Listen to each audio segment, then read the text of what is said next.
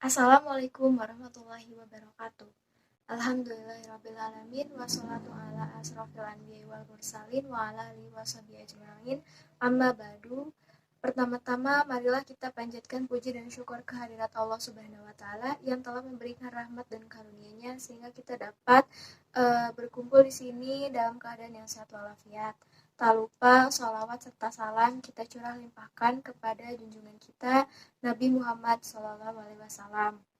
Yang terhormat Ibu Lulu Juliani selaku dosen pengampu mata kuliah evaluasi pembelajaran masyarakat, serta yang saya hormati dan saya banggakan teman-teman mahasiswa pendidikan masyarakat 2018.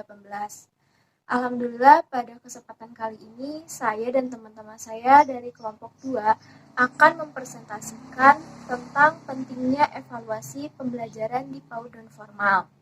Sebelumnya, izinkan kami memperkenalkan diri terlebih dahulu. Saya Sinta Raudia sebagai moderator dan juga ada teman-teman saya, yaitu ada yang pertama Riri Sergi yang akan menjadi penyaji materi yang pertama, akan memaparkan tentang pengertian evaluasi pembelajaran. Lalu yang kedua ada Neng Lilis sebagai penyaji materi yang kedua, akan memaparkan materi tentang prosedur evaluasi atau penilaian pembelajaran PAUD dan formal. Lalu yang ketiga ada Nadia yang akan memaparkan materi tentang tujuan dan fungsi evaluasi pembelajaran PAUD dan formal. Kemudian selanjutnya ada Amos yang akan memaparkan materi tentang ruang lingkup evaluasi pembelajaran PAUD non formal. Lalu selanjutnya ada Bagus yang akan memaparkan materi tentang prinsip-prinsip evaluasi pembelajaran PAUD non formal. Dan yang terakhir ada Haula yang akan memaparkan materi tentang pentingnya evaluasi pembelajaran PAUD non formal.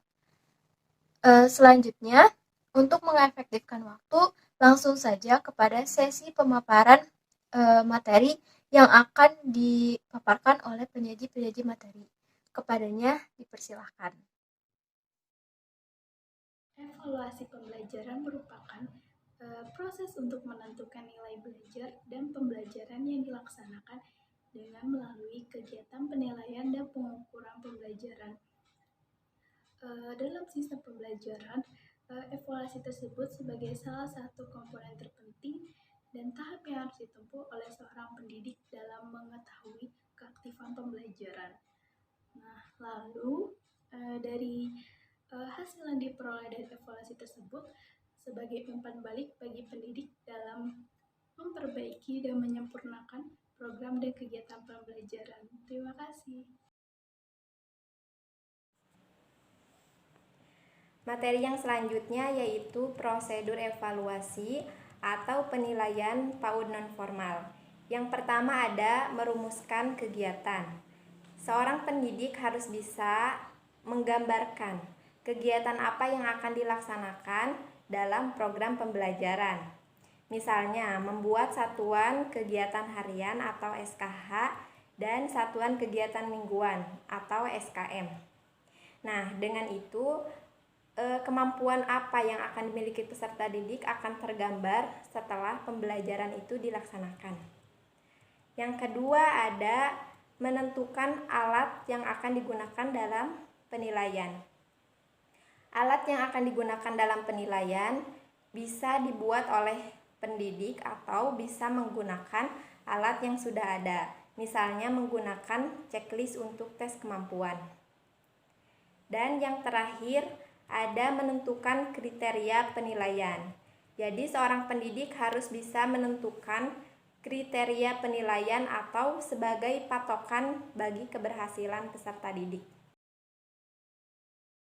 Tujuan dan fungsi evaluasi pembelajaran PAUD non formal. Yang pertama yaitu memberikan umpan balik kepada guru untuk memperbaiki rancangan kegiatan pelaksanaan program. Yang kedua yaitu memberikan informasi kepada orang tua mengenai perkembangan dan pertumbuhan anak. Juga orang tua dapat memberikan bimbingan dan dorongan yang sesuai untuk meningkatkan pertumbuhan dan perkembangan pada anak. Yang ketiga yaitu sebagai bahan pertimbangan guru untuk menempatkan anak dalam kegiatan pelaksanaan program sesuai kemampuan dan minat bakat anak, agar anak dapat mencapai kemampuannya secara optimal. Yang keempat yaitu sebagai bahan masukan bagi pihak lain yang memerlukan dan berkepentingan, juga memberikan pembinaan demi pengembangan potensi. Dengan adanya evaluasi pembelajaran ini, pendidik memberikan informasi kepada orang tua mengenai apa yang telah dicapai.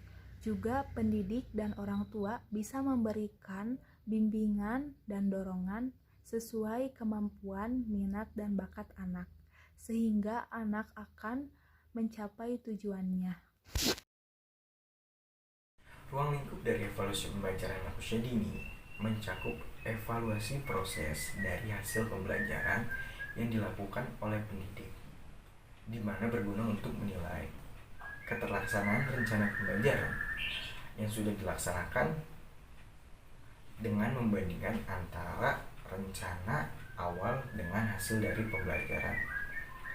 Nah, dari hasil evaluasi ini, hasilnya nanti akan digunakan sebagai dasar untuk mempertimbangkan lanjut atau tidaknya pelaksanaan yang sudah diterapkan. Mungkin hanya itu aja dari saya. Sekian, terima kasih. Prinsip-prinsip evaluasi pembelajaran PAUD non-formal. Yang pertama, menyeluruh. Penilaian secara menyeluruh maksudnya adalah penilaian yang dilakukan baik terhadap proses maupun hasil kegiatan anak. Yang kedua, berkesinambungan. Penilaian dilakukan secara berencana, bertahap, dan terus-menerus. Hal tersebut dilakukan agar informasi yang diperoleh betul-betul berasal dari gambaran perkembangan hasil belajar sebagai hasil didik dari kegiatan pelaksanaan program. Yang ketiga, berorientasi. Pada proses dan tujuan, penilaian pada pendidikan anak dilaksanakan dengan berorientasi pada tujuan dan proses pertumbuhan dan perkembangan anak. Yang keempat, ada objektif. Objektif adalah penilaian yang dapat memberikan informasi yang sebenarnya atau mendekati sebenarnya tentang objek kemampuan atau perubahan pertumbuhan dan perkembangan yang dialami anak. Yang kelima, mendidik.